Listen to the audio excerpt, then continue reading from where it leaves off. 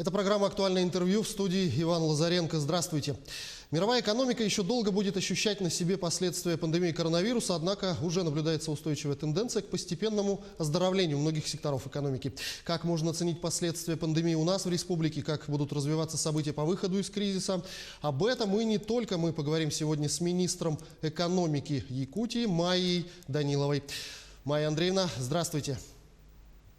Здравствуйте. Вот буквально вчера на наблюдательном совете Агентства стратегических инициатив, который возглавляет президент страны Владимир Владимирович Путин, был объявлен национальный рейтинг состояния инвестиционного климата в регионах за прошлый год. Как бы вы могли оценить позицию нашей республики, что получилось сделать в прошлом году и какие задачи остались невыполненными по тем или иным причинам? В прошлом году республика сделала существенный рывок и перескочила через 30 позиций, заняв 22 место. В этом году мы подтвердили свои позиции в национальном рейтинге и шагнули вперед, попав в топ-20 национального рейтинга субъектов Российской Федерации. Это еще раз говорит о том, что тот курс, который был взят командой главы Республики Саха-Якутия Асена Николаева на открытое взаимодействие с обществом, с бизнесом, открытый диалог, он дает свои результаты. Если мы посмотрим итоги, то видим, что бизнес очень позитивно оценил снижение административного давления.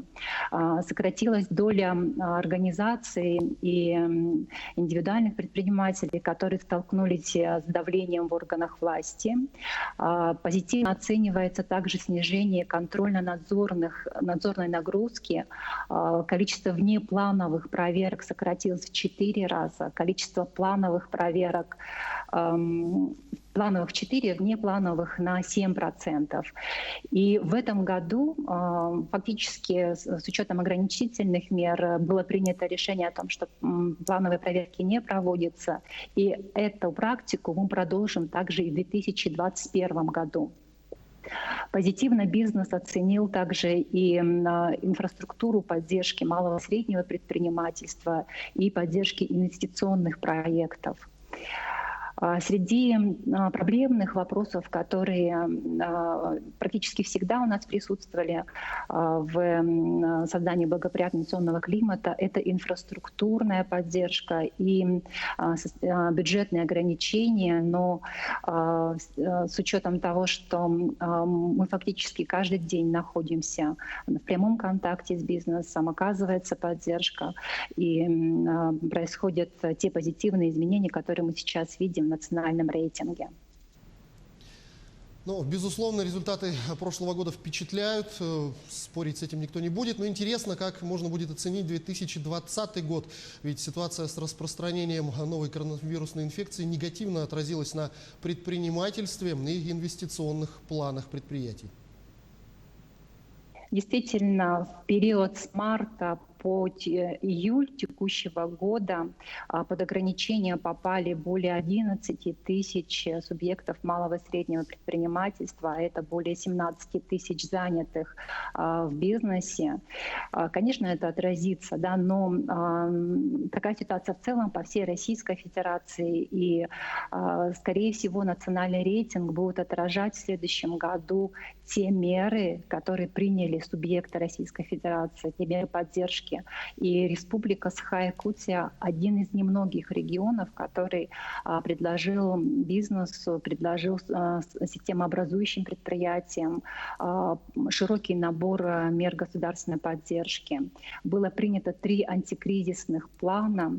Общая стоимость и налоговых льгот, которые были предоставлены, и прямых субсидий, и снижение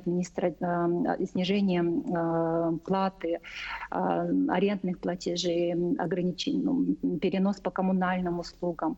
Все это оценивается в 2 миллиарда рублей. А с учетом крупных предприятий и поддержки уже непосредственно населения, весь пакет, включая федеральные меры, который был оказан республике, оценивается в 8,5 миллиардов рублей. Кроме того, налоговые послабления на 1,5 миллиарда рублей. И вот та степень поддержки малого и среднего бизнеса, которая была оказана во время пандемии, должна позитивно отразиться на рейтинге. Это во-первых. Во-вторых, конечно же, будут учитываться изменения, связанные с цифровизацией, да, услуг, которые сейчас предоставляются. Это услуги не только государственные, муниципальные, это услуги еще ресурсоснабжающих организаций. Хотелось бы отметить, что по итогам рейтинга, который был недавно, вчера озвучен, бизнес позитивно оценил снижение административных барьеров при подключении к электросетям. Да, это наши ресурсоснабжающие организации. Вот. И в этом году мы поставили перед собой задачу также проработать с муниципальными образованиями, потому что муниципальные услуги, да, земельные, имущественные, также очень сильно влияют на состояние климата. И на следующей неделе будут объявлены первые итоги рейтинга муниципальных образований. Я думаю, что все муниципалитеты ждут этого рейтинга с нетерпением. Ну, как говорится, поживем увидим, тоже очень интересно на этот рейтинг посмотреть. Но вернемся к 2020 году. Он очень сложный не только для малого бизнеса, но и для всей экономики. Есть ли уже какая-то оценка, с какими результатами завершится этот год и что будет с разными отраслями экономики после пандемии? По итогам первого полугодия мы сейчас отмечаем сокращение в промышленном производстве, и оно связано буквально с двумя нашими крупными отраслями. Это снижение продаж алмазов и угля. Также сократилось ювелирное и гранильное производство, это объективно. Но, тем не менее, есть отрасли, которые показывают рост. Это добыча золота, нефти, газа. И также растет валовая продукция сельского хозяйства. Растут отрасли, связанные со строительством, да, промышленность строительных материалов. Пищевая промышленность также показывает позитивную динамику. И по нашим прогнозам в конце третьего квартала уже ожидается восстановление, начало восстановительного роста. И к концу года мы планируем выйти на индекс промышленного производства в районе 100%, то есть практически на уровне 2019 года. А та позитивная динамика, которая показывается в строительстве и в сельском хозяйстве, будет способствовать тому, что снижение валового регионального продукта будет не таким большим, как ранее планировалось. Волнует, конечно, многих и уровень реальных денежных доходов населения. Мы также ожидаем, что до конца года сокращение реальных доходов населения будет не ниже снижения в экономике на 1,5%. Но в любом случае любая проблема дает какой-то урок. Пандемия заставила многих уйти на удаленку. Вот вы в том числе яркий пример. Предприниматели были вынуждены перейти в интернет, в онлайн.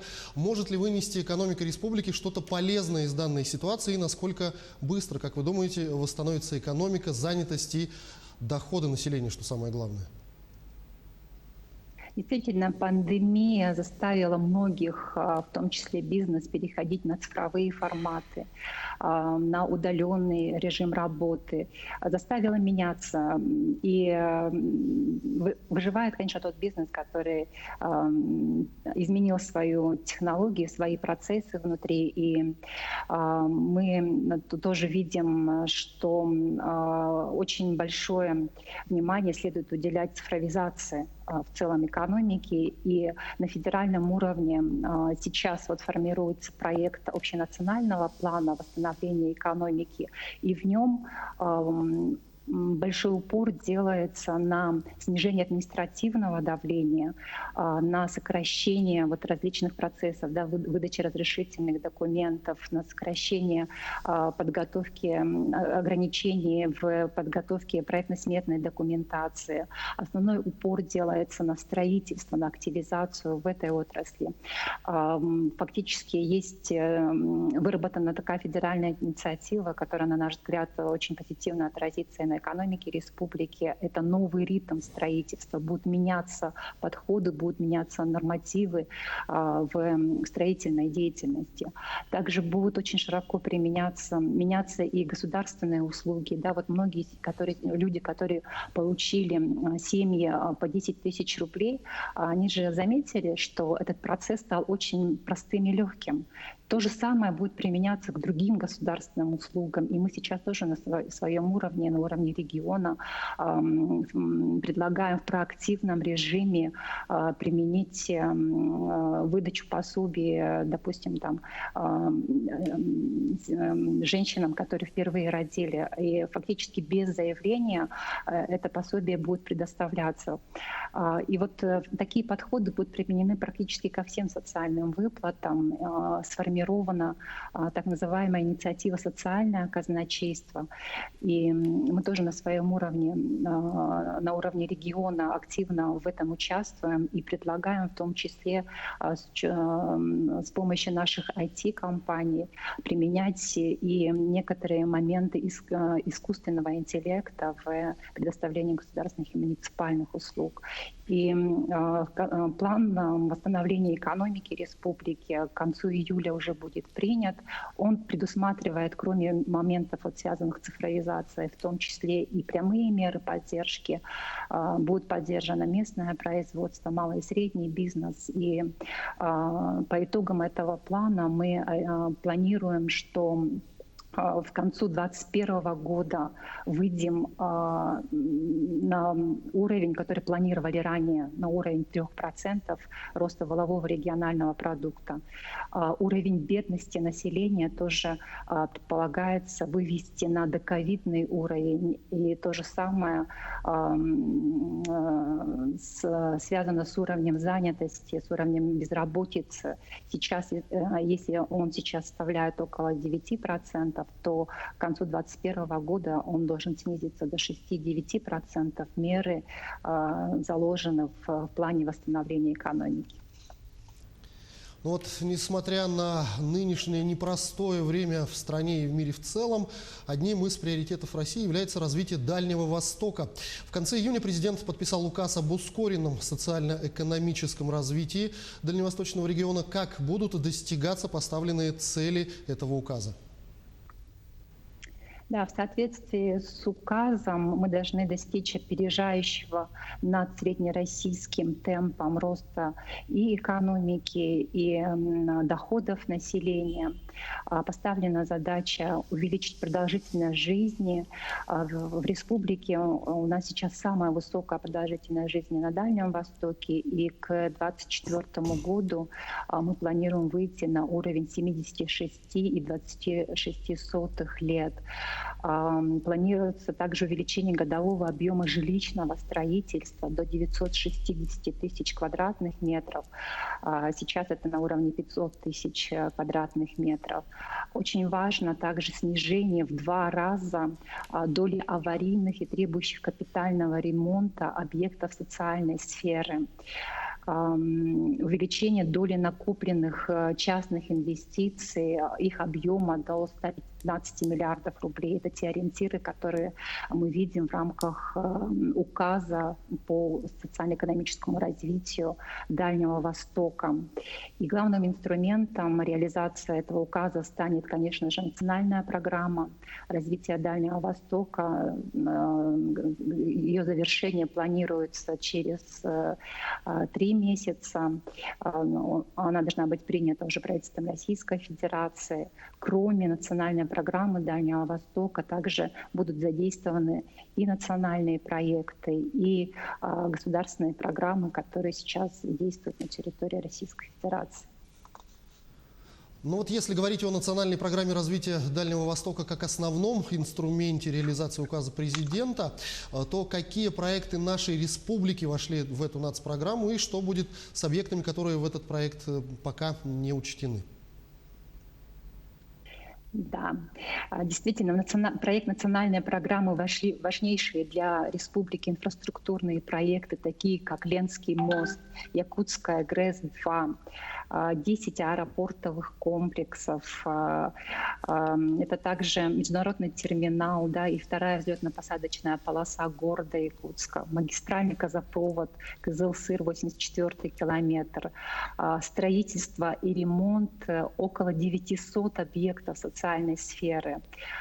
Также и крупные инвестиционные проекты также вошли в проект национальной программы.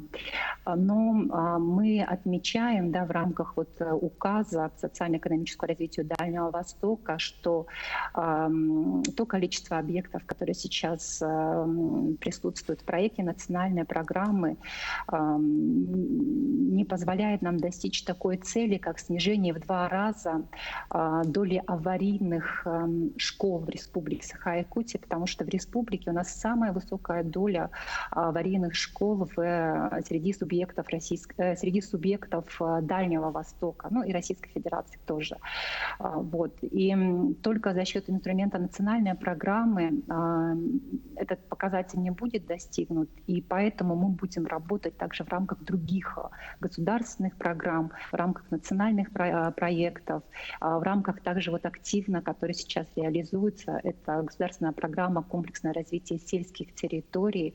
Вот буквально в рамках этой программы около 4,5 миллиардов рублей направлено на объекты, и в том числе это школы и детские сады. Кроме того, есть такой инструмент, как план социального развития Дальнего Востока, и в рамках этого плана на территории республики также строятся школы, строится кардиологический диспансер, и ее объем сейчас составляет около 5 миллиардов рублей, и мы надеемся, что этот инструмент будет также активно продвигаться и в дальнейшем. Но еще одно очень важное событие. В эти дни Государственная Дума приняла пакет федеральных законов о государственной поддержке предпринимательской деятельности в арктической зоне. Какие предложения прошли со стороны нашей республики в целом и от арктических регионов в частности? Действительно, и правительство республики, и парламент республики очень активно включились в разработку этого законопроекта о поддержке предпринимательской деятельности в арктической зоне с самых первых дней.